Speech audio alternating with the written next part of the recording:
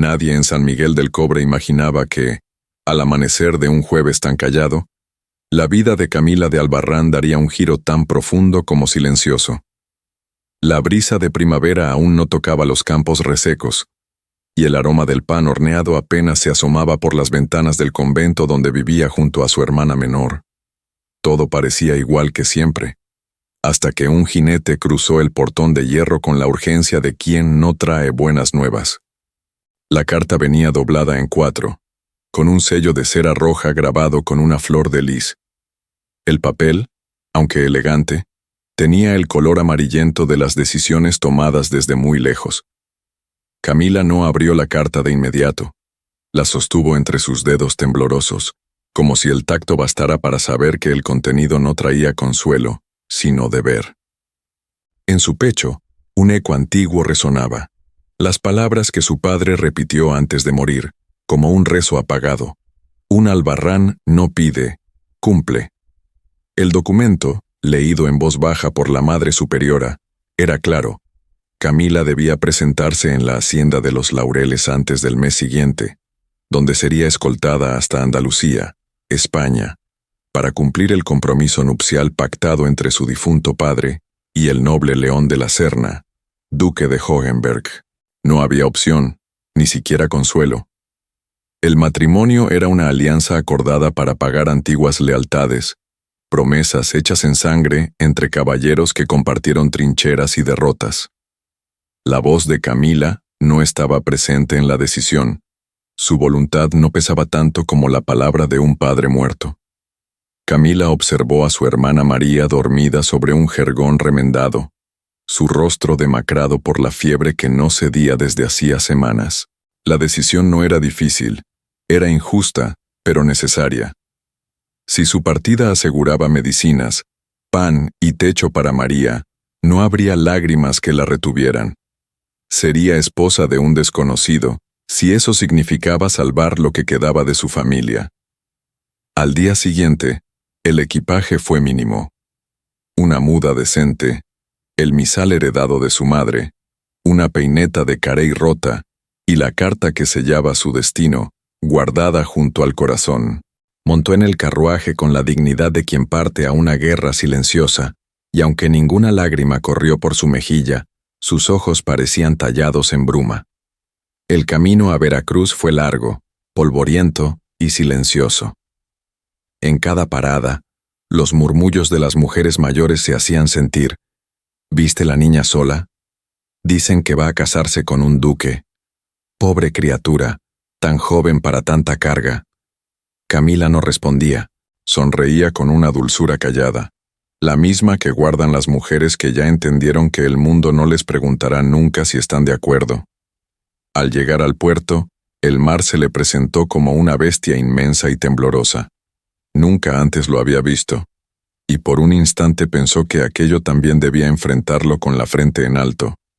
Subió al barco sin despedidas, sin pañuelos agitados desde el muelle, sin promesas. Durante la travesía, el mar y el cielo se fundieron en un gris persistente.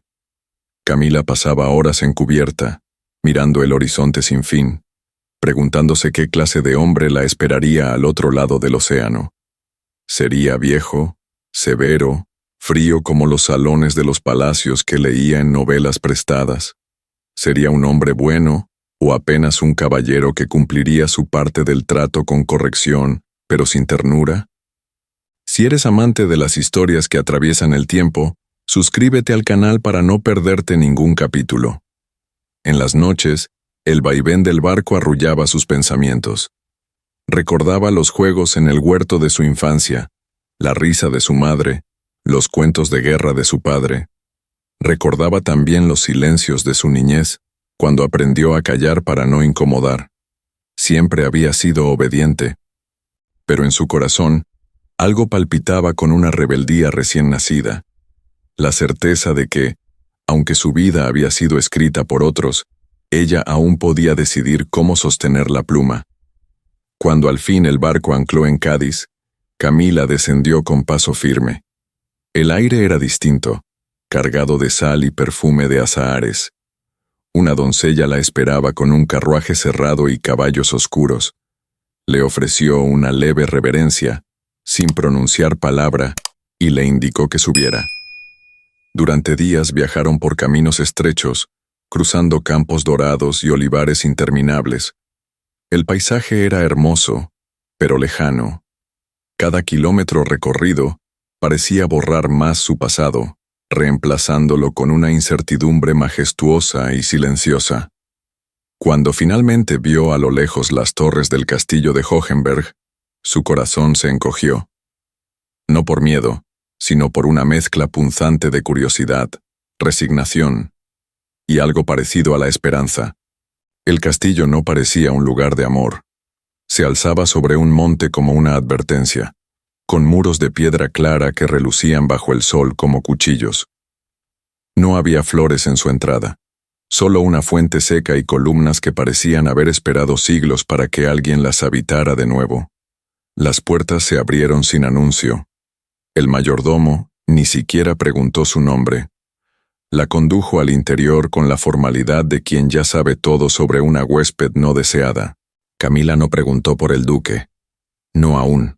Sabía que todo vendría a su debido tiempo, y en su pecho aún guardaba la carta, aquella que no dictaba su voluntad, pero sí el comienzo de una historia que, aunque no escrita por ella, sería vivida con la fuerza de su propia sangre.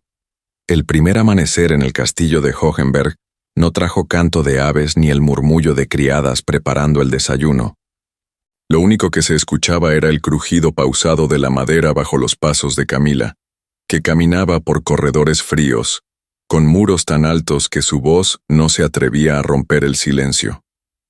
A cada lado, retratos de rostros nobles y severos la observaban como si juzgaran su linaje, o la falta de él. Nadie le dio la bienvenida. Nadie le ofreció una sonrisa. El vestido que usaba aún conservaba el polvo de los caminos, pero su postura se mantenía erguida como si llevara seda. Había aprendido desde niña que la dignidad no se lava ni se cose, se sostiene. El mayordomo, un hombre enjuto con acento castellano, le indicó sin mirarla que debía alojarse en la torre este, una sección alejada del ala principal. «Los aposentos de visitas formales están en restauración, señorita», murmuró, pero ella entendió el mensaje oculto. No era deseada en los salones donde se tejían los destinos de la nobleza. Camila no preguntó por el duque. Tampoco se le informó de su paradero. La doncella asignada a ella, una joven silenciosa llamada Teresa, apenas hablaba. Le ofreció agua tibia para el aseo y un vestido azul oscuro, recatado, de tela gruesa. Le fue dejado por la señora Elvira, la antigua institutriz. Explicó antes de salir sin esperar respuesta. Las horas pasaron pesadas, sin que nadie la llamara. Ni una nota, ni un gesto de cortesía, solo un almuerzo servido con precisión militar y retirado antes de que ella pudiera agradecer. El castillo parecía habitado por reglas invisibles, por normas que nadie explicaba, pero que todos obedecían. Por la tarde, decidió salir al jardín. Lo encontró descuidado, con rosales secos y fuentes sin agua. Se preguntó si en ese lugar alguna vez hubo risas, música, juegos. No era un hogar, era una prisión decorada con mármol. Se sentó en una banca de piedra y miró al horizonte, recordando su casa en San Miguel del Cobre. Recordó el olor de las tortillas recién hechas, las bromas torpes de su padre, las carcajadas de su hermana. Todo eso quedaba en otro mundo, en otra vida, en otro yo. Justo cuando se levantaba para volver, oyó cascos acercándose. Una comitiva a caballo cruzaba la reja principal con paso firme. En el centro, un hombre de espalda recta y capa larga desmontaba con la eficiencia de quien ha hecho de cada gesto una costumbre. No hubo ceremonia. No hubo anuncio. Solo un intercambio de miradas rápidas entre los sirvientes que se alineaban sin que nadie les ordenara. Camila lo reconoció antes de que nadie lo presentara. Aquel era el duque de Hohenberg. No la miró, ni una palabra. Entró al castillo rodeado de asistentes y fue tragado por las sombras del salón principal. Para ella, No existió. O al menos, fingió que no existía. Camila no lloró, pero en sus mejillas ardía un rubor que no venía de la vergüenza, sino del coraje contenido. No esperaba afecto, pero sí humanidad. Aquel hombre, que no se dignó a mirarla, era el mismo con quien sería obligada a compartir una vida, una mesa, un nombre. Esa noche, mientras se cepillaba el cabello frente a un espejo ovalado, una pregunta incómoda germinó dentro de ella. ¿Qué tipo de matrimonio se puede construir cuando la primera mirada no llega, porque el otro elige no verla? Durmió mal. Soñó con escaleras infinitas, con puertas cerradas, con un salón vacío donde ella esperaba, vestida de blanco, a un hombre que nunca llegaba. Al despertar, no supo si llorar o agradecer que todo fuera apenas un sueño. Pero cuando se levantó, sobre la bandeja del desayuno había un sobre pequeño, sin nombre, sin sello, sin letras. Dentro, una hoja escrita a pluma.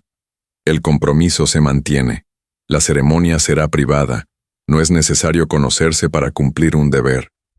L. Camila no sabía si eso era una declaración o una sentencia, pero supo que el castillo que la rodeaba no ocultaba misterio alguno. El verdadero misterio estaba en el corazón de aquel hombre y en lo que había sido obligado a enterrar para no sentir. El castillo de Hohenberg no era una residencia, era una declaración. Cada piedra hablaba de linajes, de batallas ganadas y de orgullo ancestral. Las paredes, altísimas y austeras, parecían pensadas para encoger el alma de quien no llevara sangre azul en las venas. No había cuadros de mujeres sonriendo, ni tapices con escenas de alegría, solo retratos de hombres de mirada dura, cruzados de brazos, con espadas o documentos, como si el legado de esa casa no permitiera ternura alguna. Camila se movía entre esos muros con pasos calculados. Había aprendido que en los lugares donde no se es bienvenida, el silencio es una forma de supervivencia. Las criadas la saludaban con una leve inclinación de cabeza, sin atreverse a cruzar más que palabras necesarias. Los mayordomos fingían no verla. Incluso los caballos del establo parecían haber sido entrenados para no responder a caricias de forasteros. Pasaron 2 días sin que volviera a ver al duque. Ni siquiera escuchó su voz. Su presencia se sentía, sí, en la rigidez del personal, en la precisión de los horarios, en la temperatura constante de los pasillos. Pero era una sombra que dictaba todo sin mostrarse. La habitación asignada a Camila estaba decorada con una sobriedad casi religiosa. Un tocador de nogal, una cama de madera alta, cortinas color vino, una sola vela para la noche. No había adornos ni flores. En un rincón, un crucifijo antiguo colgaba torcido, como si ni Dios quisiera asomarse allí. El tercer día, una tormenta repentina bañó los jardines. La lluvia golpeaba los vitrales como dedos ansiosos. Camila, harta del encierro y la incertidumbre, tomó un chal y salió a caminar por la galería cubierta del ala norte. No esperaba encontrar a nadie, pero allí estaba él, León de la Serna, duque de Hohenberg, de espaldas, con una copa en la mano y la mirada fija en el horizonte. Llevaba una camisa blanca sin chaqueta, el cuello desabotonado, como si el clima le hubiera robado la compostura habitual. No se movió al oírla llegar. Solo cuando ella carraspeó suavemente, giró el rostro, sin sorpresa. Camila no dijo nada. No era su lugar iniciar una conversación. Tampoco había nada que exigiera ser dicho. Pero fue él quien, con voz baja y firme, rompió el espacio entre ellos. No esperaba que saliera con esta lluvia. Las señoritas suelen evitarla. Camila respondió sin levantar la voz, pero sin bajar los ojos. A veces la lluvia limpia más que el agua clara. El duque no replicó. Dio un sorbo a su copa y volvió a mirar al jardín. Su perfil era el de un hombre acostumbrado a decisiones difíciles, pero también a la soledad. Esa fue la primera vez que lo vio de verdad. No como una figura lejana, ni como el destinatario de una carta impuesta, sino como un hombre, uno que cargaba un nombre, un título y un peso. Camila se retiró antes de que él pudiera decir algo más, no por temor, sino porque entendía que, en ese lugar, el silencio también podía ser una forma de respeto. Esa noche, al volver a su cuarto, encontró sobre su almohada un pequeño ramo de lavanda fresca. No tenía tarjeta, ni moño, ni explicación, pero en un castillo donde todo era rigor, una flor podía ser un gesto escandalosamente humano. El anuncio no llegó con campanas ni banquetes, no hubo testigos ilustres ni un despliegue de flores frescas, solo una nota escueta, escrita con caligrafía medida. Fue entregada por una criada con la mirada baja. El compromiso será formalizado este sábado en el salón menor. Vestido adecuado. No se requiere acompañante. Camila leyó el mensaje una y otra vez. No había emoción. No había nombre. Solo una orden camuflada de ceremonia. Los días siguientes se deslizaron como agua estancada. Nadie le hablaba del evento, y nadie parecía prepararlo. El castillo seguía funcionando con su ritmo mudo, como si un compromiso matrimonial fuese apenas una burocracia más que debía cumplirse. Para ella no había visitas, ni vestidos nuevos, ni promesas. Solo sus pasos resonando por los pasillos largos, como si fuera una huésped temporal en su propio destino. El vestido fue depositado sobre su cama sin explicación. Azul marino, sobrio, con encaje antiguo. No había joyas, ni un lazo en el cabello. Camila entendió el mensaje. No era una celebración, era una formalidad. Iba a convertirse en esposa de un duque, sí, pero sin la alegría que acompaña a las novias. Como si la nobleza la recibiera, pero no la aceptara. La mañana del compromiso, el aire tenía un sabor metálico. Las doncellas cruzaban los corredores con rapidez, evitando sus ojos. Teresa, su criada, la peinó en silencio, recogiendo su cabello con alfileres discretos. Camila no dijo nada. Sabía que cualquier palabra sería como agua contra piedra. Cuando descendió al salón menor, todo estaba ya dispuesto. No había música, no había flores. Solo un grupo reducido de figuras nobles. El duque, 2 consejeros, un sacerdote con cara de mármol y 3 damas vestidas de colores oscuros. Entre ellas, una figura destacaba como veneno en copa de cristal, Beatriz de Montoya, marquesa de la Fuente Clara. El vestido de Beatriz no era discreto. Rojo oscuro, entallado, con mangas bordadas en oro. Su presencia era un recordatorio viviente de que alguna vez ocupó ese espacio, o creyó merecerlo. El duque no se movió al verla entrar. Mantenía las manos detrás de la espalda, la mirada fija en la chimenea vacía. Ni una sonrisa, ni una palabra, solo su silueta, erguida como una sentencia. El sacerdote inició la lectura sin preámbulo. A nombre de las familias Albarrán y de la Serna, y en cumplimiento del pacto firmado entre sus padres, se declara oficial el compromiso entre doña Camila de Albarrán y su excelencia, don León de la Serna, duque de Hohenberg. Y nada más. Nadie brindó. Nadie aplaudió. El silencio fue el único testigo que se atrevió a quedarse.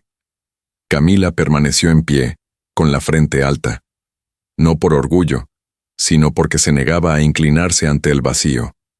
Cuando los asistentes comenzaron a retirarse, Beatriz se le acercó. No pidió permiso para hablar.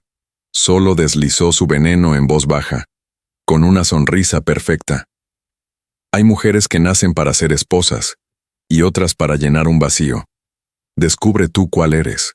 Camila no respondió, ni siquiera parpadeó, pero en su pecho, una llama comenzó a crecer, no de odio, sino de claridad, y por primera vez, comprendió que, aunque el compromiso había sido impuesto, la forma en que viviría ese papel sería suya. El día posterior al compromiso fue gris, aunque el cielo se despejara. En el castillo, nada cambió. No hubo un desayuno especial, ni una visita del duque a los aposentos de Camila, ni siquiera una nota, Era como si todo hubiese sido una ceremonia invisible, tan real como un sueño que nadie recuerda al despertar. Camila pasó la mañana bordando sin entusiasmo, más por costumbre que por distracción. Las paredes de su habitación parecían haberse acercado durante la noche, como si quisieran asfixiarla con su silencio. La ventana mostraba un jardín que aún no se atrevía a florecer, como ella. Después del almuerzo, una sopa clara y pan duro, servidos con la misma frialdad de siempre, decidió caminar sola por el ala oeste, una parte del castillo que no conocía. Allí, los tapices eran más antiguos y el aire más húmedo. Los retratos colgados eran menos formales, más personales. Rostros jóvenes, mujeres con libros en las manos, niños con sonrisas tenues. Por primera vez, Camila sintió que quizás, muchos años atrás, ese castillo había sido un hogar. Una puerta entreabierta llamó su atención. Provenía de una sala amplia, con ventanales altos y estanterías de madera tallada. Una biblioteca. El olor a papel viejo y cuero la envolvió como un bálsamo. Camila entró con paso suave, recorriendo los lomos de los libros como si tocara recuerdos ajenos. No había nadie. O eso creyó. No todas las mujeres que vienen aquí se atreven a entrar en esta sala, dijo una voz grave, desde la sombra. Camila se volvió de inmediato. El duque estaba allí. León. Sentado en un sillón de respaldo alto, con un libro abierto entre las manos. No vestía con la rigidez de siempre. No llevaba chaqueta ni guantes, solo una camisa blanca, los primeros botones desabrochados y el cabello algo desordenado, como si hubiera pasado horas entre páginas en lugar de obligaciones. Camila no respondió de inmediato. La voz de él no había sido una acusación, sino una observación casi humana. Tal vez porque en este castillo todo parece prohibido, dijo ella finalmente, sin mirarlo del todo. León cerró el libro con delicadeza y lo dejó sobre la mesa baja que lo acompañaba. Se levantó, pero no se acercó. Mantuvo la distancia con precisión casi militar. Este lugar fue de mi madre, explicó, cruzando los brazos. Era la única habitación que le pertenecía por completo. El resto del castillo era de mi padre. Camila asintió lentamente. No sabía si él hablaba por nostalgia o por simple deber de anfitrión. ¿Y ahora es suya? No. Pausa. Yo solo la conservo. No he cambiado nada. El silencio que siguió no fue incómodo, sino cargado, como una cuerda tensa entre dos personas que aún no deciden si están del mismo lado. Camila no sabía por qué sus ojos se fijaban tanto en los de él. No eran ojos fríos, como había pensado. Eran como el cielo antes de una tormenta, oscuros, densos, pero con una energía que amenazaba con romperlo todo.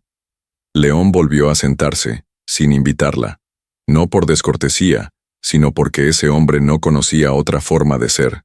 Camila, entonces, se acercó a una estantería lateral y sacó un ejemplar delgado, de poemas. No dijo nada. Solo se sentó frente a él, a varios pasos de distancia, y comenzó a leer en silencio. Y allí quedaron los dos. Sin hablar, sin mirarse, pero compartiendo el mismo espacio por primera vez sin barreras visibles. Como si el destino, que los había unido con dureza, les diera un instante para mirarse sin títulos, sin apellido, sin historia. Cuando Camila volvió a su habitación, ya era de noche. La luna entraba por la ventana con una claridad serena. Sobre la mesa, una flor blanca descansaba en un vaso de cristal. No había nota. Pero esta vez, no era necesario. Los preparativos comenzaron sin entusiasmo, como si se tratara de una obligación más en el calendario de la nobleza. La marquesa Beatriz de Montoya, con el aplomo de quien cree dominar todo lo que pisa, organizó un pequeño baile en honor al compromiso oficial entre Camila y el duque León. No hubo invitación personal, ni siquiera cortesía formal, solo un cartel discreto, colocado en el vestíbulo, anunciando la velada con fecha y hora, como si se tratara de una reunión administrativa más.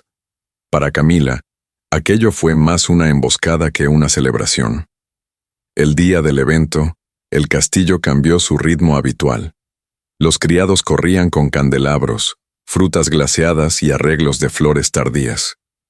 Las escaleras fueron barridas con esmero, y las alfombras de pasillo, estiradas hasta parecer nuevas. Por unas horas, el frío habitual del lugar fue disimulado bajo telas brillantes, música de cuerdas y copas de vino afrutado. Camila se vistió en silencio, con un vestido de gala prestado, uno que había pertenecido a una parienta lejana de la familia de la Serna. El corsé le apretaba el pecho, pero no más que la sensación de estar siendo empujada a un escenario que no le pertenecía. Teresa, su doncella, le colocó unos aretes pequeños de perlas, los únicos que parecían no pesar. El espejo no le devolvía la imagen de una prometida feliz, sino la de una figura que sabía que sería examinada, medida, comentada, diseccionada por las miradas de los demás. El salón fue llenándose con figuras importantes de la región, marqueses, condes, obispos, viudas ricas y jóvenes debutantes con rostros idénticos.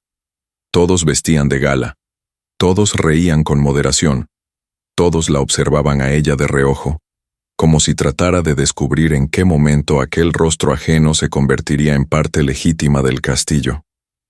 Camila saludó con discreción, con una educación aprendida entre libros usados y monjas estrictas. No exageró sonrisas. No extendió promesas. Caminó entre los invitados como una dama, aunque nadie se lo hubiera enseñado. La música comenzó. Un cuarteto de cuerdas llenó el aire de notas elegantes, y las parejas se alinearon. Fue entonces que León apareció, con la misma sobriedad de siempre. Llevaba frac oscuro, guantes grises y una mirada que no buscaba aprobación.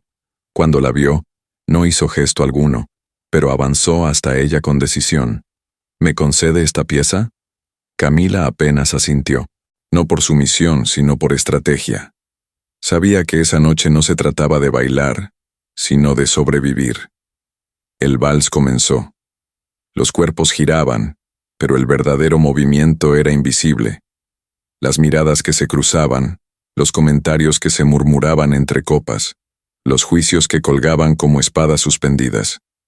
¿Qué buscan ver?, murmuró Camila, sin mirarlo.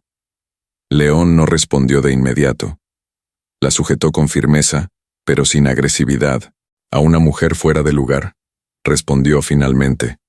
Entonces que miren bien, porque no pienso moverme. El silencio entre ellos se volvió más tenso que la música. Los pasos eran perfectos.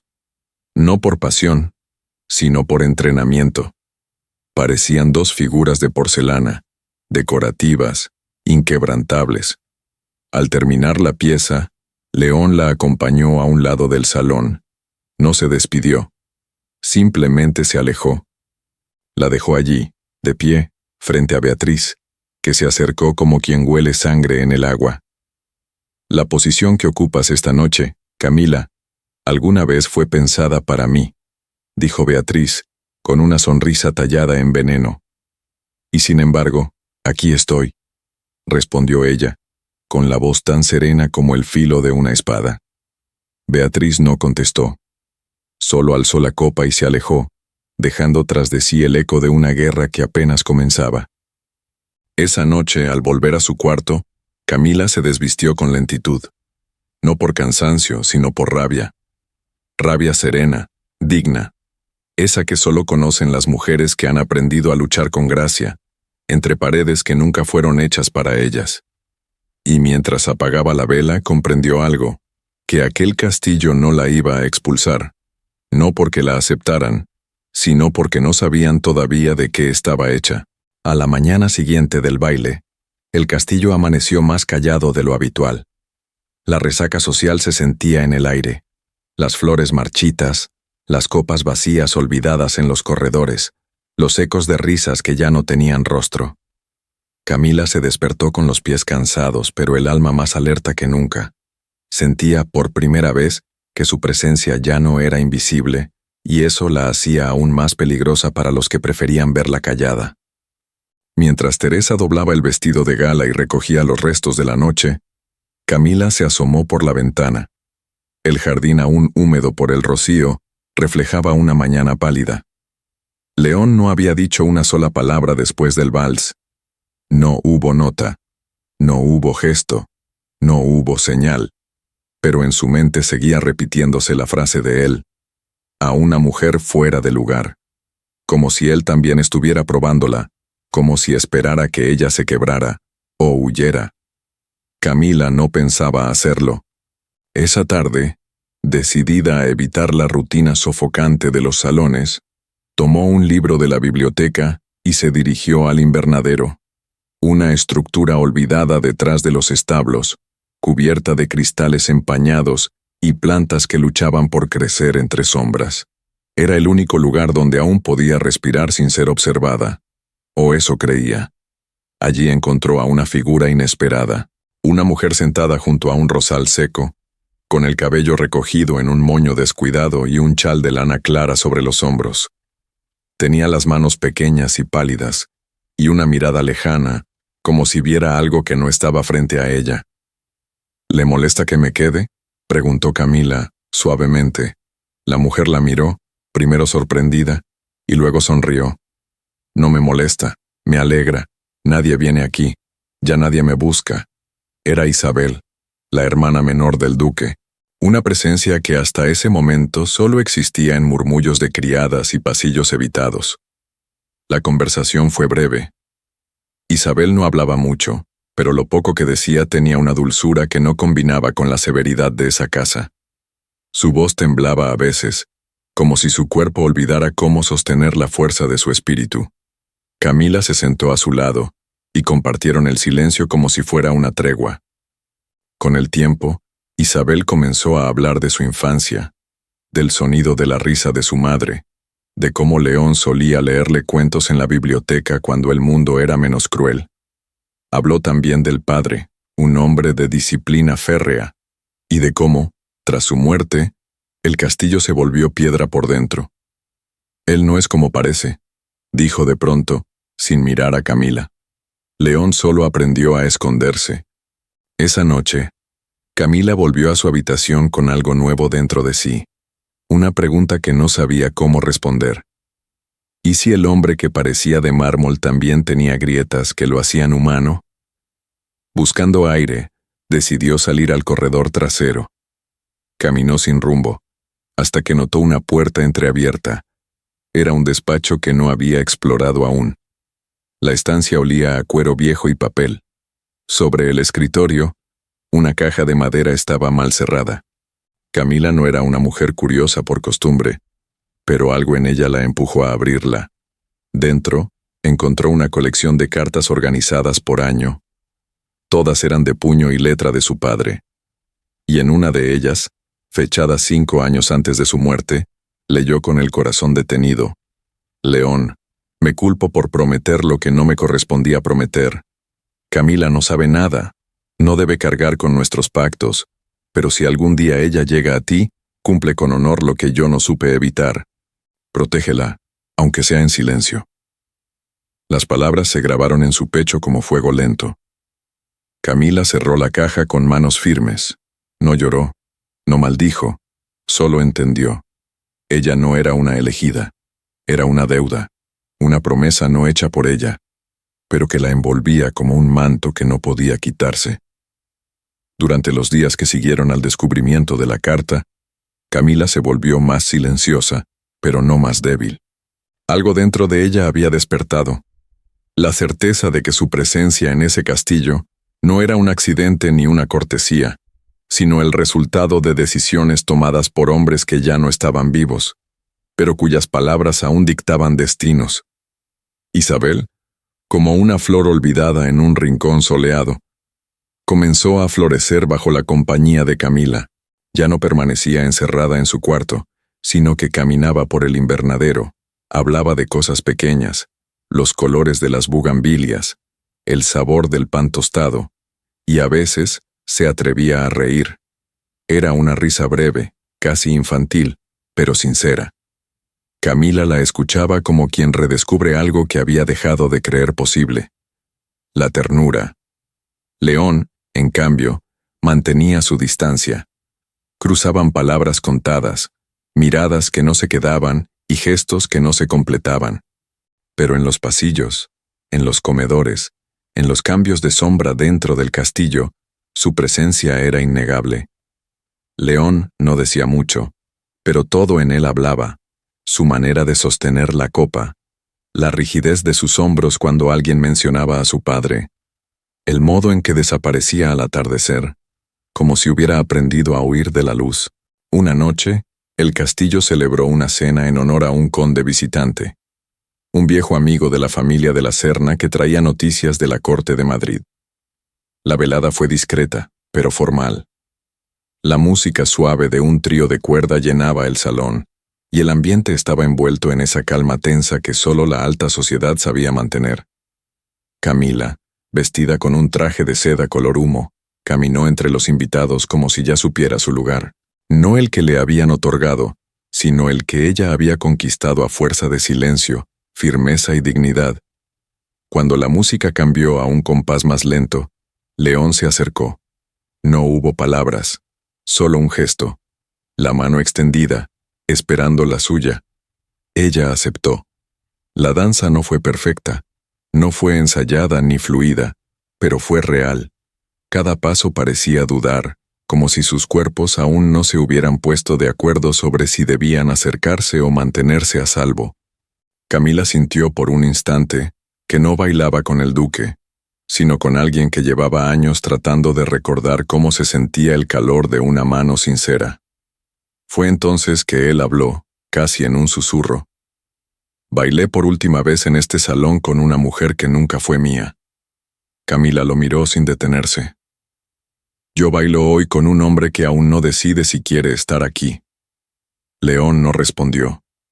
Pero sus ojos, esos ojos que tanto decían sin pedir permiso, bajaron por primera vez. Al final de la pieza se separaron sin ceremonia. La música siguió, pero ambos sabían que algo había cambiado.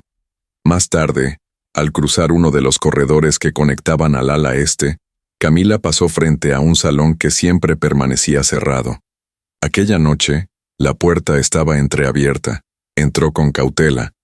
Era una sala de música, abandonada, pero intacta, cubierta de polvo fino, un piano cerrado, sillas alineadas, partituras olvidadas. En una de las paredes, un retrato. Una mujer, cabello recogido con cinta azul, labios suaves, mirada inteligente. Camila se acercó, atraída por algo que no podía explicar. El parecido era inquietante. No era idéntica, pero sí lo bastante parecida como para que cualquier desconocido pensara que eran familia. Bajo el retrato, una placa: Elena de la Serna, 1868-1888. No necesitaba preguntar. Sabía. Aquella era la mujer que León había amado y perdido, la que nunca fue suya. Esa noche, Camila comprendió algo que iba más allá de los pactos y de las cartas. El corazón de León no era de piedra, pero estaba lleno de ausencias. Y ella, sin quererlo, había despertado a un fantasma que quizás él no quería olvidar. Había un rincón del castillo que nadie nombraba, pero que todos evitaban. No estaba cerrado con llave ni custodiado por criados, pero su entrada era tan invisible como las heridas que no sangran. Camila lo había visto solo una vez, de reojo, desde el corredor del ala sur. Un pasillo más estrecho, cubierto de vidrieras empolvadas y cortinas que no dejaban pasar el sol. Al fondo, una doble puerta de hierro forjado se mantenía entreabierta, como si no quisiera ni cerrarse por completo, ni ser abierta del todo. Una mañana, guiada por una inquietud que no podía explicar, Camila decidió seguir aquel camino. No avisó a nadie. No dejó recado. Caminó en silencio por los corredores que llevaban al ala olvidada, con paso firme y mente alerta. Cuando empujó las puertas del jardín escondido, el mundo cambió de color. Del otro lado, no había el orden geométrico de los rosales principales, ni la simetría elegante de los laureles del patio central. Lo que halló fue un jardín indomable, salvaje, donde la naturaleza había reclamado su espacio con furia contenida. Las plantas crecían torcidas, las flores brotaban sin patrón, y un olor a tierra húmeda llenaba el aire con un perfume que no podía describirse como agradable, pero sí como real. En el centro del jardín, una banca de hierro oxidado descansaba bajo un almendro torcido. A un costado, una fuente detenida en el tiempo, sin agua, sin música, pero con una figura femenina tallada en piedra. La mujer de la escultura no miraba al cielo, sino al suelo, y sus manos sostenían un cuenco vacío. Camila se acercó lentamente, como si pisara un recuerdo ajeno. Bajo la estatua, entre las raíces levantadas del almendro, algo brillaba. Un pequeño relicario de plata, oculto entre la tierra y el musgo. Lo recogió con manos temblorosas. Estaba cerrado. Su forma era ovalada, y el metal conservaba rastros de un grabado. Una inicial doblemente entrelazada, L y E, León y Elena. Camila lo abrió.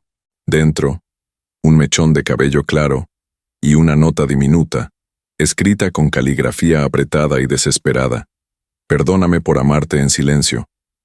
No había firma, no había fecha, pero tampoco hacía falta. Aquello no era una declaración, era una despedida que nunca llegó a decirse en voz alta. Camila guardó el relicario en su palma como si contuviera fuego. No era celos lo que sentía, ni envidia, ni rabia. Era una mezcla nueva, casi desconocida. El peso de ocupar un lugar donde antes había habido otra mujer. Una mujer real, que respiró, que amó, que quizás sufrió, y que aún habitaba esos muros de forma distinta. No era un fantasma, era una presencia emocional, un eco que no buscaba asustar, sino que pedía ser recordado. Fue en ese instante que escuchó pasos detrás de ella. León estaba allí, solo, sin capa, sin guantes, sin escudo. La miraba con el rostro al descubierto, sin dureza, sin pose.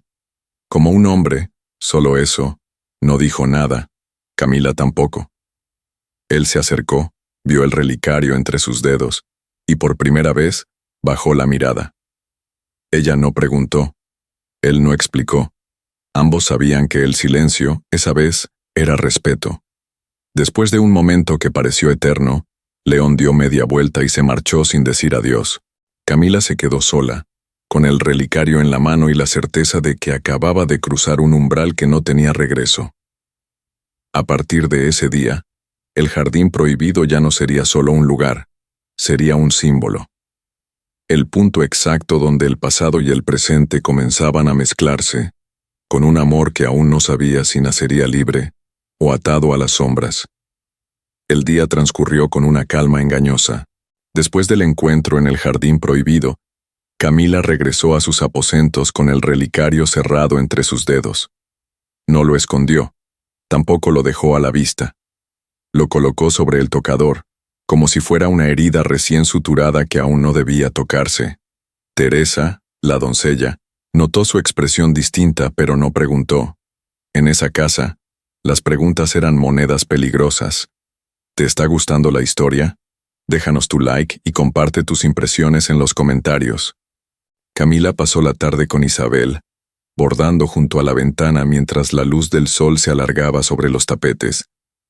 Hablaban poco, pero cada hilo que avanzaban era un puente más entre sus silencios. Isabel le preguntó por su infancia, por su madre, por su hermana enferma. Camila habló con honestidad, sin adornos, sin fingir. No buscaba conmover. Solo deseaba ser escuchada, sin que la juzgaran por el apellido que no tenía. Cuando cayó la noche, la brisa cambió. El aire, antes templado, se volvió más frío, como si los muros del castillo se hubieran tensado. Camila no conseguía dormir. Dio vueltas entre las sábanas hasta que el reloj del vestíbulo marcó la medianoche. Fue entonces cuando se levantó, encendió una vela y tomó papel y pluma. La carta no estaba destinada a nadie en particular, pero cada palabra era una confesión velada. Escribió como si hablara con un corazón que no se atrevía a mirar de frente. No me ofrecieron elección, me ofrecieron tu nombre, y lo acepté no por ambición ni por miedo, sino por lealtad a quien ya no está. Ahora te observo, y no sé si deseo quedarme o escapar. Hay en ti una sombra, un dolor que no nombras, y hay en mí una rabia que no puedo mostrar. Si algún día decides mirarme, que sea sin culpa, porque yo no vine a robar el lugar de nadie, vine a encontrar el mío. No firmó la carta. La dobló con cuidado y la guardó entre las páginas del libro de poesía que había tomado prestado de la biblioteca. No la dejaría sobre la mesa, no la entregaría a ningún criado. Aquello no era una súplica ni un reclamo. Era apenas una verdad que no se atrevía aún a ser dicha en voz alta. La vela se extinguió sola poco después. A la mañana siguiente, Camila encontró un pañuelo sobre su almohada. No tenía bordado, ni iniciales, ni fragancia. Pero era de lino fino, recién lavado. Un gesto tan pequeño que, en otro contexto, no significaría nada. En el suyo, lo significaba todo. Durante el desayuno, León no habló. Pero sus manos, esas que siempre se movían con control absoluto, temblaron apenas al tomar la copa. Fue un detalle casi imperceptible. Solo Isabel, que los observaba a ambos en silencio, desvió los ojos con una sonrisa suave, como si ya supiera algo que ellos aún no entendían. Esa noche, cuando el castillo dormía otra vez, Camila volvió a caminar los pasillos, pero no buscaba respuestas. Buscaba paz. Y en un rincón olvidado del ala norte, la encontró. Allí, entre cortinas pesadas y muebles cubiertos por sábanas, encontró un viejo diario. Pertenecía a una mujer que había vivido en la casa hacía más de 20 años. Sus páginas hablaban de bailes, de cartas, de dolores femeninos que no cabían en los salones dorados. Y en una de esas páginas, una frase subrayada la dejó sin aliento. Nosotras no somos débiles por callar, somos fuertes por no gritar. Camila cerró el cuaderno con las manos firmes. Esa noche entendió que el amor que comienza en silencio, a veces florece como raíz en piedra. No rápido, no fácil, pero profundo. La imagen seguía allí, suspendida en el salón de música como un testigo que no envejecía. Cada vez que Camila pasaba frente al retrato de Elena de la Serna, algo en su interior se contraía. No era solo el parecido físico lo que la inquietaba, aunque era notable. La forma del rostro, la altura del cuello, incluso el modo en que una hebra de cabello escapaba del moño con descuido elegante, sino la mirada de la mujer en el lienzo. No había dulzura, tampoco tristeza, solo una melancolía digna, como si supiera que había sido enterrada antes de tiempo, mas no olvidada. Camila no lo confesó a nadie, pero comenzó a soñar con ella, no como pesadilla, no como fantasía. En los sueños, Elena no hablaba, solo la observaba desde lejos, sentada en la banca del jardín prohibido, con las manos cruzadas sobre el regazo y una serenidad que desafiaba a la muerte. Despertaba sin miedo, pero con el corazón agitado, como si aquellas imágenes no vinieran del sueño, sino de algo mucho más antiguo, más profundo, más inexplicable. Isabel notó su inquietud. «¿Te pareces a ella?», dijo una mañana, mientras le tendía una taza de té en la galería del ala oeste. «Todos aquí lo piensan, pero nadie lo dice». Camila no respondió, no por incomodidad, sino porque comenzaba a preguntarse si ese parecido había sido casual o deliberado. «¿La conociste?», preguntó finalmente. Isabel asintió con lentitud. Era hermosa, pero también peligrosa. No por lo que hacía, sino por lo que provocaba. Nadie que la mirara podía olvidarla, ni mi hermano. Esa tarde, Camila volvió a la biblioteca. No buscaba consuelo, sino respuestas. Recorrió los estantes con dedos tensos como si las palabras pudieran hablarle al oído. Fue en una colección de diarios históricos donde halló una referencia. Carta privada de Elena de la Serna a la condesa de la Estrella, fechada en marzo de 1887. El texto estaba archivado en una colección sin importancia, pero la lectura fue un golpe certero. Mi mayor error no fue amar a León, sino pensar que su mundo me permitiría quedarme. Hay hombres que pueden amar con el alma, pero no contra el apellido. Camila cerró el libro con un temblor que le subió por los brazos. Esa mujer no había muerto por enfermedad, como decían los rumores. Había sido expulsada de una historia que no tenía espacio para mujeres que amaban más de lo que obedecían. Y ahora ella, Camila, estaba atrapada en la misma historia. No sabía si León la había traído por culpa, por redención o por venganza. Pero entendía algo. Elena aún vivía, no en los retratos ni en los diarios, sino en la forma en que todas las puertas seguían cerradas a las mujeres que no aceptaban bajar la cabeza. Al salir de la biblioteca, Camila caminó hasta el salón de música. Cerró la puerta tras de sí, se plantó frente al retrato y, por primera vez, habló en voz alta.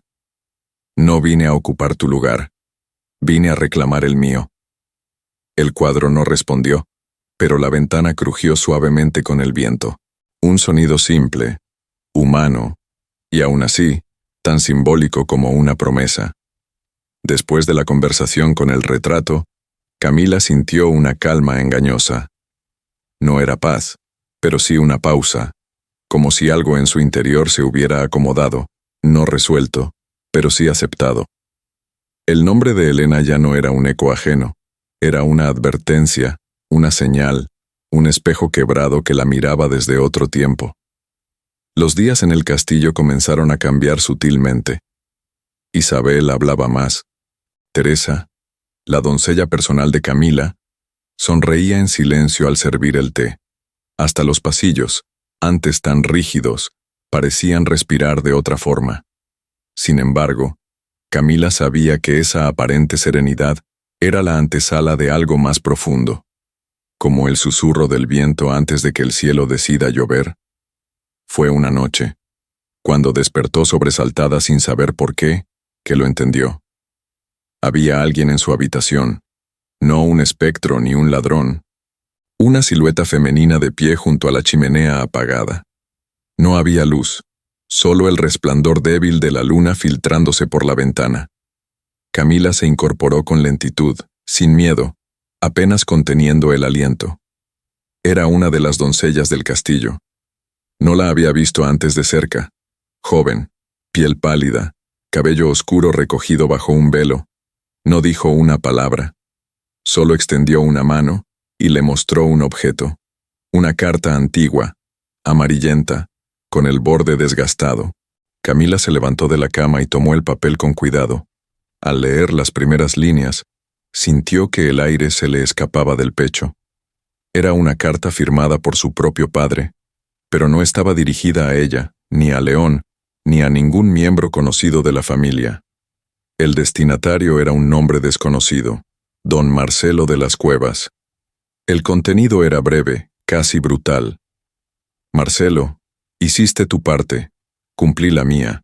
La niña fue enviada lejos. No debes saber jamás lo que hay detrás del apellido de su madre. Si un día toca tu puerta, no abras. El silencio es tu única lealtad. R. Albarrán. Camila sintió cómo su mundo, ya frágil, se agrietaba. ¿Qué significaba aquello? ¿Quién era Marcelo? ¿Qué secreto había en el linaje de su madre que debía permanecer enterrado? Levantó los ojos para preguntar, pero la doncella ya no estaba. Se había ido tan silenciosa como llegó. Al día siguiente, preguntó discretamente por ella. Isabel no sabía su nombre. Teresa frunció el ceño. Dicen que es muda, dijo al fin. Nunca habla. Nadie sabe de dónde vino.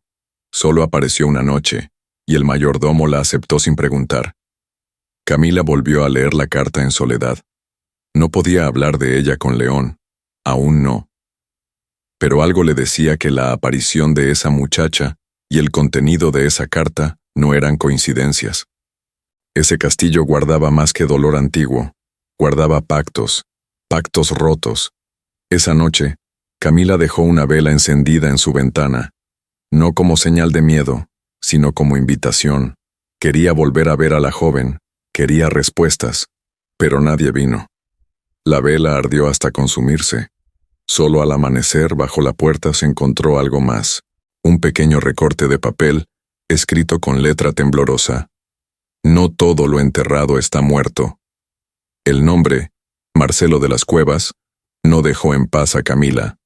Sonaba a advertencia, a secreto, a una pieza que faltaba desde el principio y que alguien, en algún rincón del tiempo, había escondido con manos temblorosas. Pasó los días siguientes recorriendo el castillo con una nueva mirada. Ya no observaba los tapices por su belleza, ni los retratos por su expresión.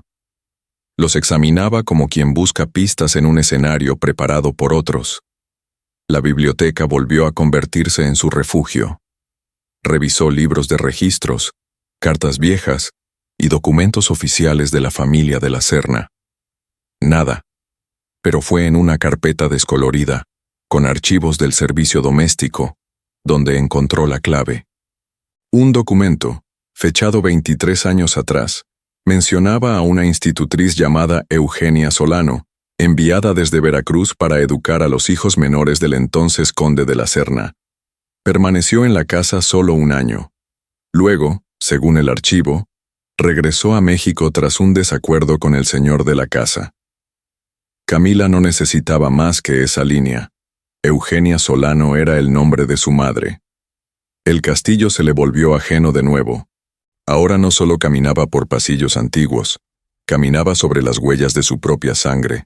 Su madre había estado allí, en ese mismo lugar, respirando el mismo aire, viendo los mismos retratos, tal vez enamorándose, o huyendo. Y aunque no había pruebas directas, todo parecía indicar que no fue el azar quien la llevó hasta ese compromiso. Su llegada había sido escrita mucho antes de que ella supiera leer su propio nombre. Volvió a buscar a Isabel. Le preguntó con voz baja pero directa: ¿recuerdas a una mujer llamada Eugenia? Isabel pensó unos segundos. Luego asintió. Una institutriz. Tenía acento del sur. Era distinta a las demás. Inteligente. Serena. León era apenas un adolescente. Ella le leía cada noche en la galería. Un día desapareció. Dijeron que se había marchado por voluntad propia. Pero yo escuché una discusión fuerte con mi padre. Camila no dijo nada. No podía. Un nudo se formó en su garganta con la fuerza de 20 años de silencio heredado. Esa noche, volvió a su habitación y abrió una caja de cartas que siempre había guardado, sin leerlas todas. Entre papeles descoloridos y pétalos secos, encontró una hoja que nunca había notado. Era de su madre. No tenía fecha, ni lugar. Solo un mensaje.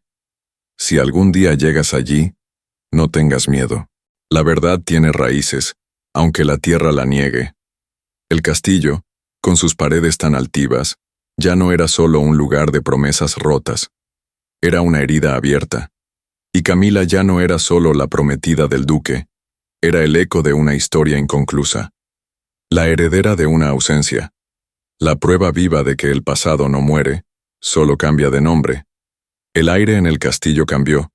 No fue un cambio visible ni inmediato. Fue como una corriente subterránea. Una tensión que se desliza entre las paredes, en las miradas que duran un segundo más de lo necesario, en las palabras que se interrumpen antes de ser completas. Desde que Camila descubrió que su madre había vivido allí antes que ella, cada rincón le parecía familiar y ajeno al mismo tiempo, como si su sangre reconociera la piedra, pero su memoria no supiera cómo traducirla. León comenzó a notarlo. Él, que siempre caminaba con la misma postura recta, que dominaba cada salón como si su sola presencia fuera suficiente para imponer orden, empezó a perder el ritmo. Cometía pequeños errores, olvidaba una cita, dejaba un documento a medio firmar, recorría los pasillos con el ceño fruncido, como si buscara algo, o a alguien. Una noche, después de una cena tensa donde nadie osó mencionar la visita próxima del notario de la corona, Camila lo enfrentó.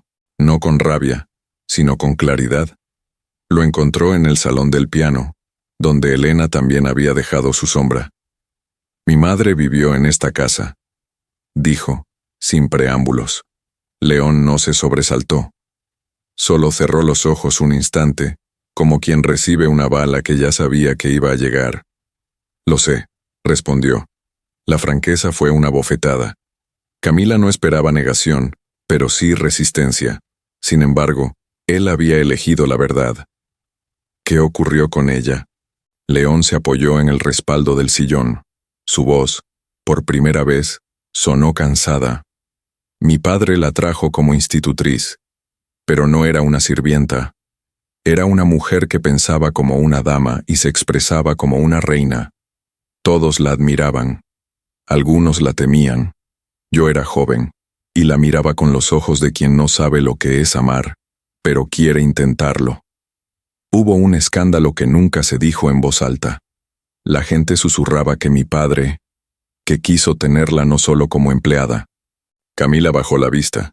Las piezas encajaban con un peso insoportable. ¿Y tú? León no respondió de inmediato. Miró al piano cerrado y murmuró. Yo la respetaba. La admiraba. Y cuando desapareció, no supe si fue protegida o exiliada.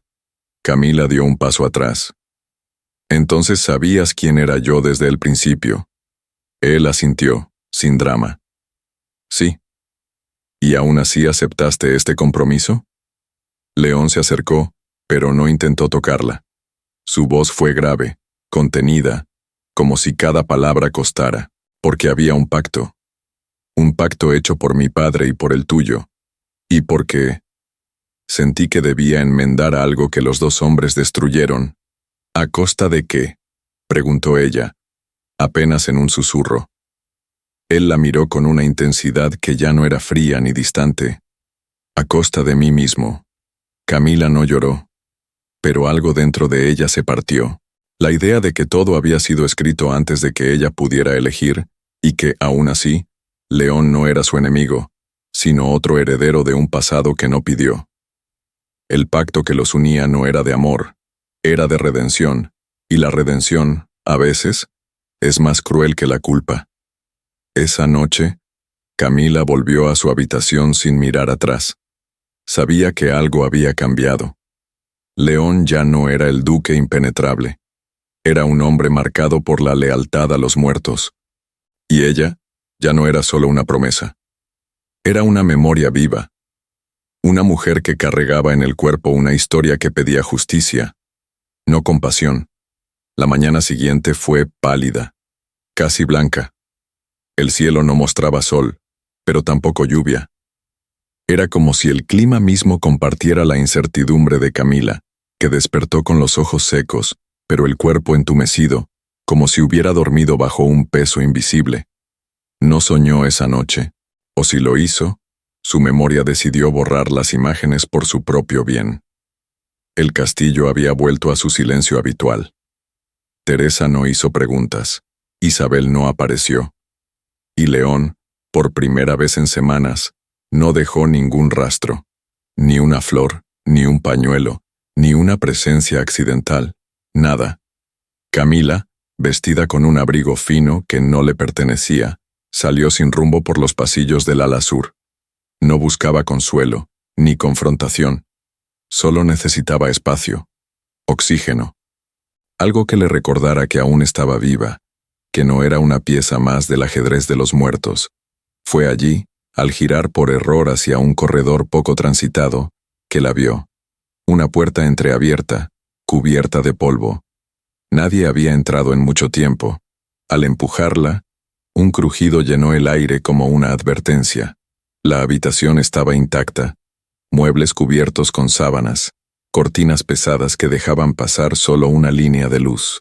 Y en el centro, frente a una cómoda de madera oscura, un espejo de cuerpo entero, antiguo, de marco labrado con símbolos florales. Camila se acercó con paso lento. El cristal reflejaba su figura con nitidez, pero algo en la imagen no encajaba. No era ella. Era su rostro, sí, pero con otra expresión, una tristeza más antigua. una mirada más quebrada. Camila dio un paso atrás, como si el reflejo pudiera tocarla. Entonces, detrás de ella, algo cayó. Un libro, un cuaderno delgado con bordes desgastados. Al abrirlo, leyó la primera página. El diario de Elena. No lo abrí nunca. Si lo estás leyendo, es porque ya no queda más que saber. Él. Las manos le temblaron, pero no retrocedió. Leyó en voz alta, muy bajo, como si la voz de otra mujer necesitara que alguien la pronunciara. Escribo esto porque nadie me creyó. Porque fui silenciada con promesas, con puertas cerradas y con silencio forzado. León me amó, pero no con libertad. Me amó como se ama lo prohibido, y cuando llegó el momento de elegir entre mí y su nombre, eligió el apellido. Camila cerró el cuaderno con fuerza. No por rabia, por vértigo. El espejo crujió, como si una madera se soltara por dentro. El reflejo parpadeó, y esta vez sí, era su rostro el que lo devolvía, pero con una grieta que cruzaba el cristal, justo a la altura del corazón. No supo si fue el viento o su propia decisión, pero el espejo cayó hacia atrás. El estruendo fue brutal. El cristal se quebró en 1000 fragmentos. Camila cayó de rodillas. No lloró. Acarició con la yema de los dedos un trozo del espejo roto y vio su reflejo distorsionado, multiplicado, y entendió. Ella no estaba allí para reemplazar a Elena, ni para vengarla. Estaba allí para romper o redimir un destino. Pero aún no sabía cuál de las dos cosas lograría. El castillo, que alguna vez fue solo piedra y sombra para Camila, ahora era una herida viva. Cada escalón que pisaba tenía una historia que no le pertenecía pero que la había alcanzado. Cada rincón hablaba con voz de mujer, con ecos de lo que fue y de lo que no se atrevió a hacer. Después del espejo roto, no había vuelta atrás. La imagen de Elena ya no era solo un reflejo. Era una advertencia. Era una elección. Y Camila ya no quería seguir viviendo en casas ajenas, ni en pasados que no eran suyos, ni bajo nombres que no había escogido. Esa mañana, pidió a Teresa que preparara su equipaje. No explicó el motivo. Solo dijo que necesitaba partir unos días, que debía ver a su hermana, que su alma necesitaba campo abierto. Teresa no la cuestionó, como si entendiera que a veces las mujeres solo pueden respirar cuando huyen. Pero antes de marcharse, Camila sintió que algo quedaba pendiente. Entró una vez más en la biblioteca. No buscaba un libro, sino una respuesta. Algo que pudiera cerrar el ciclo. Que la ayudara a salir con el corazón limpio, no con los bolsillos llenos de silencio. Fue entonces cuando lo encontró. Un sobre escondido detrás de un ejemplar de poesía clásica. El borde quemado. El sello roto, la tinta, ya desvaída por el tiempo. Era una carta. Reconoció la letra de inmediato. Era la caligrafía de León. Lo leyó sin respirar. Amada Eugenia. No sé si estas líneas te encontrarán. Quizá nunca salgan de mis manos. Te fuiste sin despedida. Y yo, cobarde, no fui capaz de detenerte. Tu presencia fue un incendio que no supe apagar. Y ahora todo arde en mi interior. Debí protegerte. Debí elegirte. Pero fui hijo de un apellido, no de mi corazón. Si algún día regresas, no encontrarás las mismas paredes.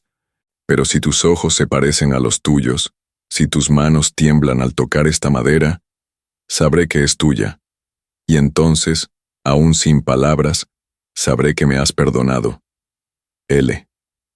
Camila cerró los ojos. El sobre no tenía destinatario, ni fecha. Nunca fue enviado. Quizá por miedo, quizá por vergüenza, quizá porque algunas cartas nacen solo para ser leídas tarde. No lloró, ni suspiró. Guardó la carta entre sus ropas, no como una prueba, sino como una certeza. Esa tarde, montó a caballo con el sol aún alto. No se despidió de Isabel. Tampoco de León. Quería salir sin ser mirada, sin ser detenida, sin explicaciones, solo correr, sentir el viento, recordar que aún era libre. Mientras cabalgaba por los campos secos, la carta pegada a su pecho ardía como una llama antigua. No era celos lo que sentía, era compasión, por su madre, por León, por ella misma, pero no por Elena. Elena había sido amada en secreto. Camila merecía ser amada en voz alta. La ausencia de Camila fue un trueno silencioso que estremeció cada rincón del castillo. Nadie habló de su partida, pero todos la sintieron. Teresa, que había preparado su equipaje con manos discretas, no volvió a cantar por la mañana. Isabel, que había recuperado un brillo tímido en los últimos días, regresó a su mutismo, como si el eco de las risas que apenas habían empezado a nacer se hubiese desvanecido de golpe. Y León no dijo una palabra. Esa noche, cuando descubrió que la habitación de Camila estaba vacía, no llamó a nadie, no preguntó por qué, no pidió explicaciones. Caminó hasta el salón del piano, encendió una sola vela y se quedó allí, de pie, frente al instrumento mudo. El aire tenía un peso distinto, y el fuego de la vela oscilaba con una timidez que no era de viento, sino de duelo. Sobre el banco, encontró un sobre sin destinatario. Al abrirlo, no halló reproches, no encontró reclamos ni heridas expuestas. Solo una línea escrita con tinta firme. No puedo vivir en una historia escrita por otros. No era una despedida, era un acto de dignidad. León apretó el papel con fuerza, y por primera vez no supo qué hacer, ni qué decir, ni quién era.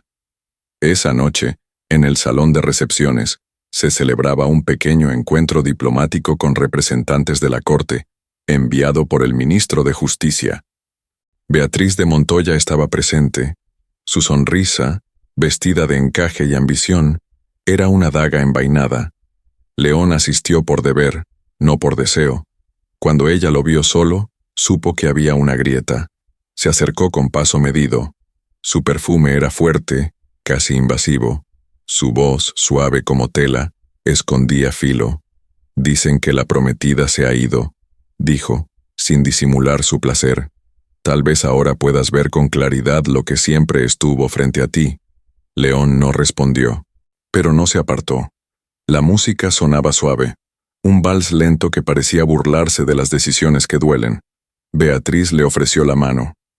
Él aceptó. Bailaron. Camila, desde una colina distante, detuvo su caballo al ver las luces del castillo desde lejos. Pensó que, quizá en ese momento él estaría firmando documentos, caminando por los pasillos, ensayando su próxima indiferencia. No imaginaba la escena exacta, no podía, pero sucedía. El duque de Hohenberg, por orgullo, por ira, por resignación, permitió que Beatriz se acercara, que su aliento rozara el suyo, que sus labios se unieran por un instante, no por amor, sino por costumbre, por no saber qué otra cosa hacer con el vacío, un beso seco, sin alma, el beso de una traición. Esa noche, Beatriz creyó haber ganado. León, al cerrar la puerta tras ella, supo que había perdido algo mucho más valioso que un compromiso. Había perdido la oportunidad de elegir, otra vez. Y Camila, a kilómetros de distancia, sintió que algo dentro de ella se cerraba, sin saber por qué, como si su alma, aún desde lejos, hubiese reconocido que ese beso, ese que no vio, ese que no se enteró, fue suficiente para cambiarlo todo. El mundo fuera del castillo era otro. Camila, refugiada en la vieja casa de campo donde vivía su hermana María, pasaba los días en silencio, con las manos ocupadas y la mente en rebelión. No hablaba de León, no pronunciaba su nombre, no mencionaba el castillo. Pero todo en ella lo llevaba todavía. La forma en que observaba el horizonte, como si esperara una figura que no aparecía. La manera en que le temblaban los dedos al escribir, como si todavía sostuvieran una carta que no quiso enviar. María, aunque frágil de cuerpo, era aguda de alma. Observaba, callaba, entendía, y por eso no preguntaba. Una tarde, mientras bordaban juntas a la sombra de un sauce, Un hombre a caballo se detuvo frente al portón. Vestía sencillo, pero llevaba en la mano un sello de cera, el emblema de Hohenberg. María se incorporó al instante. Camila permaneció sentada. «Un incendio, señorita», dijo el mensajero. «En el ala oeste del castillo. Nadie resultó herido, pero hay daños. El señor León de la Serna no ha salido desde entonces». La noticia no tuvo efecto inmediato. No hubo gritos, no hubo pánico, solo una tensión en el rostro de Camila, como si las palabras tardaran más en encontrar el camino a su alma que a sus oídos. Esa noche no durmió.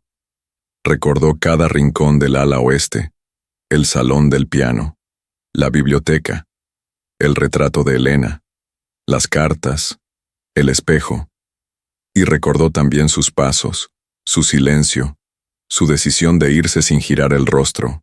Al amanecer, montó sin avisar. Su hermana no intentó detenerla, solo le puso un pañuelo en las manos. Para lo que debas decir o no decir, la cabalgata fue larga. El paisaje, seco y desordenado. El viento le cortaba la piel como palabras no dichas. Al llegar al castillo, el portón principal estaba abierto, pero nadie la detuvo. Ni criados, ni guardias, ni miradas. Era como si el castillo ya no supiera cómo defenderse. La estructura había cambiado. El ala oeste estaba ennegrecida por el humo. Algunas cortinas aún humeaban, y el olor a ceniza invadía los pasillos como una tristeza que se niega a irse. Camila cruzó sin titubear. No buscaba a nadie. Solo una respuesta. Encontró a Isabel sentada en una silla de ruedas improvisada, envuelta en una manta, con los ojos enrojecidos por el susto y el cansancio. «No fue un accidente», dijo, sin que Camila preguntara. «Alguien dejó una vela encendida, o quiso que algo ardiera». Camila frunció el ceño, no por miedo, por certeza. «¿Dónde está León?», Isabel señaló con la cabeza. Estaba en el despacho antiguo del conde, un lugar que él casi nunca usaba, donde no entraban más que decisiones difíciles y memorias viejas. Camila lo encontró solo, de pie, frente a la chimenea, cubierto de polvo y con los ojos hundidos. No la oyó entrar. No se volvió, pero habló. «Pensé que ya no volverías». Camila respiró hondo. El aire sabía a madera quemada y a culpa. «Tampoco yo pensé volver». Él se giró, al fin. Sus rostros se encontraron. No se abrazaron, no se reprocharon, pero en el espacio entre ambos había algo nuevo. No amor, aún no, pero sí la raíz de lo posible. «No te pedí que te quedaras», murmuró él, «porque tenía miedo de que lo hicieras por compasión. Y yo me fui, para saber si me ibas a seguir». Ambos sabían que la respuesta a esas dos frases no se daría esa noche. Tal vez nunca. Pero el fuego que consumió parte del castillo no había sido en vano. Había derrumbado muros que ni los nombres ni los pactos habían logrado romper. Y ahora, en las cenizas, algo podía comenzar. El castillo ya no era lo que fue. El ala oeste, ennegrecida y desfigurada, se mantenía cerrada con tablones y silencio. Los criados caminaban con pasos suaves, como si el fuego hubiera robado más que objetos.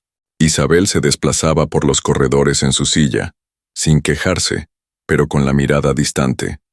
Teresa hablaba menos.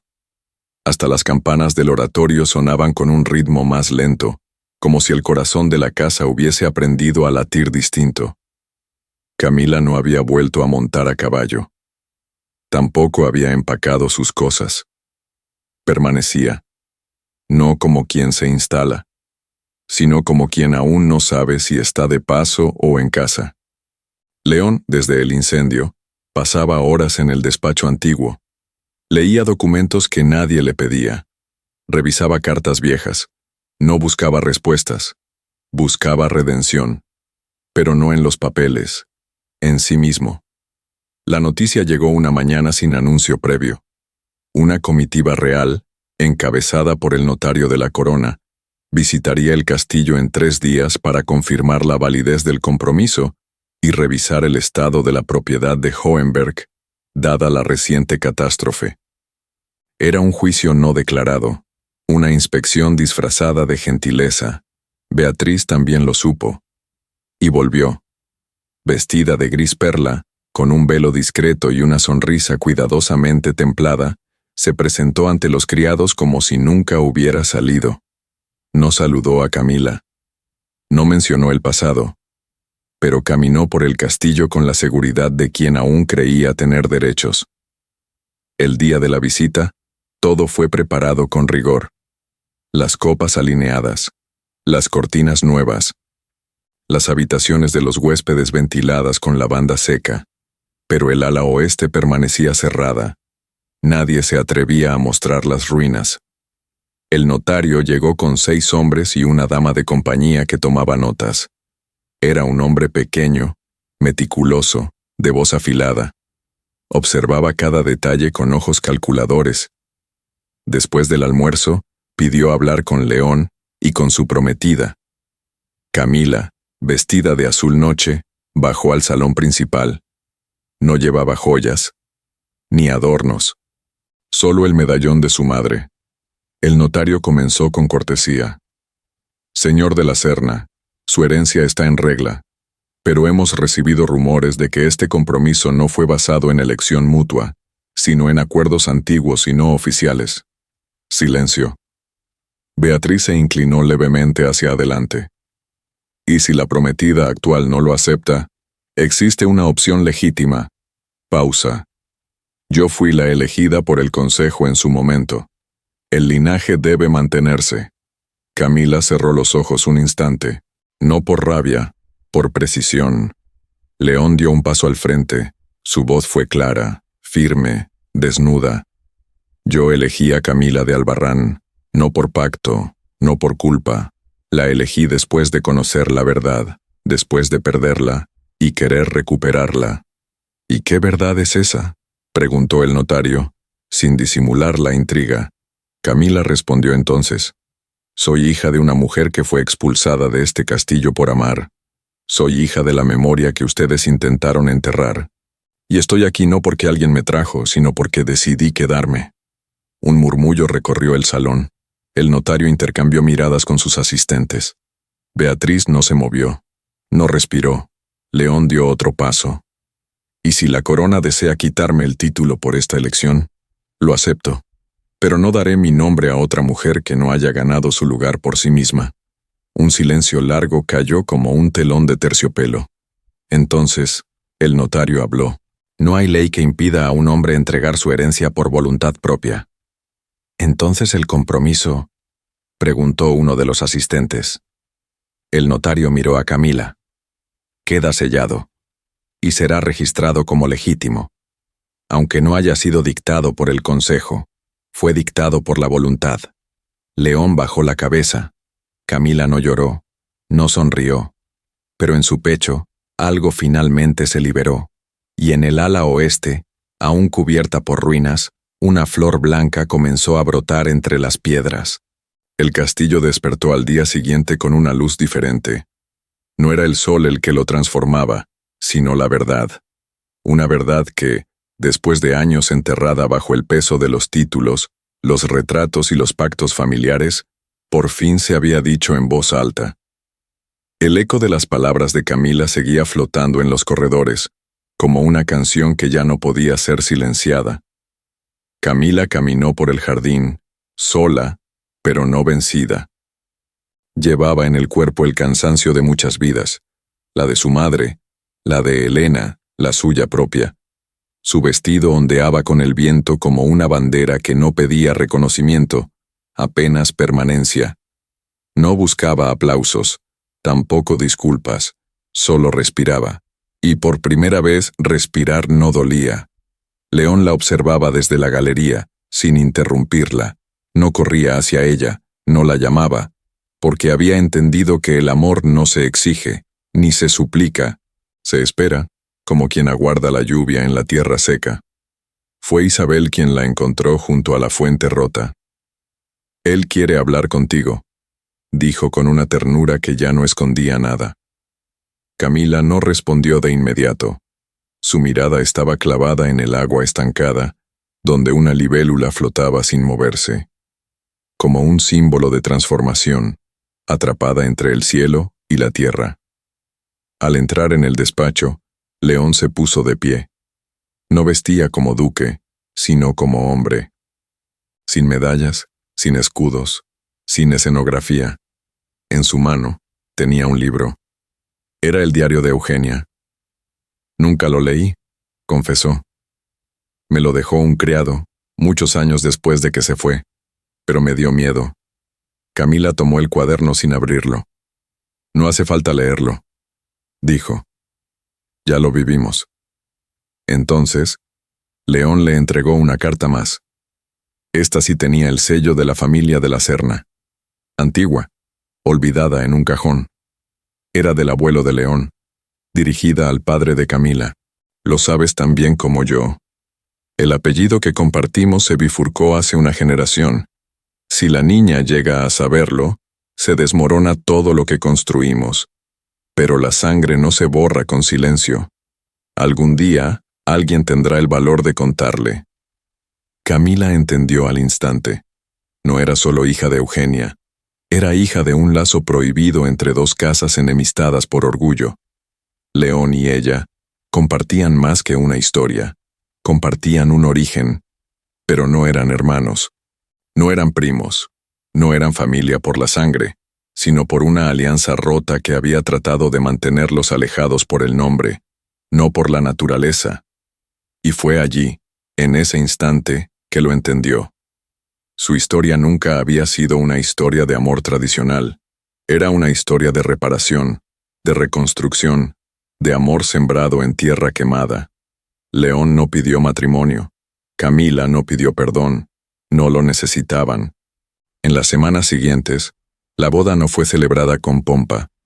Fue íntima, entre ruinas, con flores silvestres recogidas por Isabel y música interpretada por un violinista que nadie conocía. Sin protocolo, sin heráldica, pero con alma. Nadie habló de Elena, ni de Eugenia. Pero estaban ahí, en los detalles, en las cartas, en las decisiones. Y cuando los novios cruzaron el umbral de la casa reconstruida, no eran princesa y duque, eran dos sobrevivientes del silencio, dos que habían aprendido a amar no a pesar del pasado, sino gracias a él. Y aunque la historia no se escribió en libros, vivió para siempre en su sangre. Gracias por acompañarnos hasta aquí. Si quieres más romances que te abracen el alma, suscríbete y activa las notificaciones. Esta es apenas la primera serie del canal, con 7 historias de época que te llevarán por caminos de pasión, coraje y amor verdadero. No te pierdas ninguna,